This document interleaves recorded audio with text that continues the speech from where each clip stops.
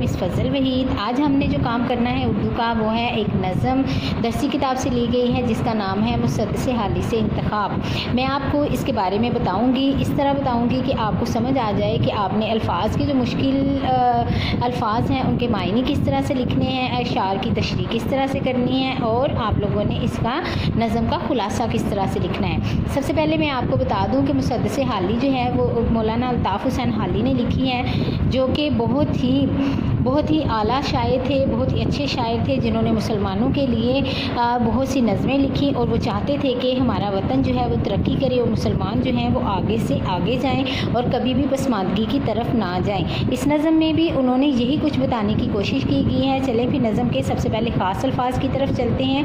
ख़ास अल्फाज में सबसे पहला लफ्ज़ है टैगस। टैगस स्पेन का एक दरिया है जो पुर्तगाल से बहता हुआ बहरे ओकेानूस में जा गिरता है। दूसरा लफ्ज़ है हमारे पास उम्मी। जी, उम्मियों से मुराद जज़ीरा अरब के वो लोग हैं जो लिखना पढ़ना नहीं जानते थे, लेकिन उन्होंने इस्लाम की बरकत से सारी दुनिया में अपना लोहा मनवाया। आगे लफ्ज़ है हमारे पास अजम।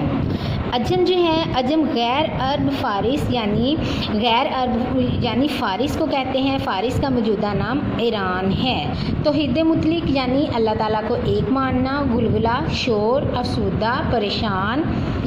सागर प्याला। जुया मुतलाशी यानी ढूंढने वाला। फलाहत कामयाबी। यकता अकेला। मुसवा पाक साफ। फरसख फासला नापने का पैमाना। उम्मीद है आपको मुश्किल अल्फाज की समझ आ गई होगी। अब आगे चलते हैं। आगे सबसे पहले अगर हम देखें तो पहले शेर में या पहले बंद में क्या है मैं आपको बता दूं। घटा एक पहाड़ों से बतहा से उठी, पड़ी चार सू यक बायक, धूम जिसकी कड़क और दमक दूर दूर इसकी पहुंची, जो टैगस पे गरजी तो गंगा पे बरसी, रहे इससे महरूम आबी न खाकी, हरीस हो गई सारी खेती खुदा की। जी, पहले शेर में शायर ने कहा है कि मक्का की जो सरजमीन है दीन इस्लाम की रहमत और बरकत की घटा उठी और उसने तमाम दुनिया को रहमतों और बरकतों से माला माल कर दिया। अल्लाह ताला ने अपने आखिरी नबी हज़रत मोहम्मद सल्लल्लाहु अलैहि वसल्लम को मक्का में पैदा फरमाया और दीन इस्लाम को कुरान मजीद की सूरत में हुजूर सल्लल्लाहु अलैहि वसल्लम पर उतारा।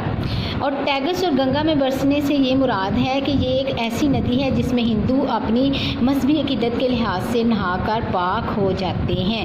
यानी इस्लाम एक ऐसा मज़हब है जिसमें किसी भी किस्म का दूसरे मज़हब से ताल्लुक़ रखने वाले लोग जब मुसलमान होते हैं तो वो पाक हो जाते हैं और दुनियावी बुराइयों से दूर होने की पूरी कोशिश करते हैं।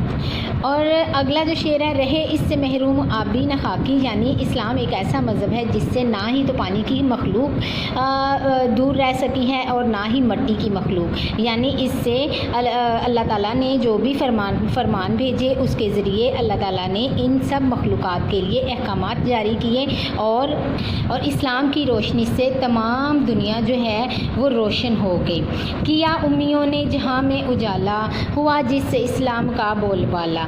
यानी उम्मियों को पहले में मैंने आपको बताया कि उम्मियों से मुराद जज़ीरा अरब के वो लोग हैं जो लिखना पढ़ना नहीं जानते थे, लेकिन उन्होंने इस्लाम की बरकत से सारी दुनिया में अपना लोहा मनवाया। यानी इस्लाम का बोलबाला जो है वो पूरी दुनिया में उनकी वजह से हुआ।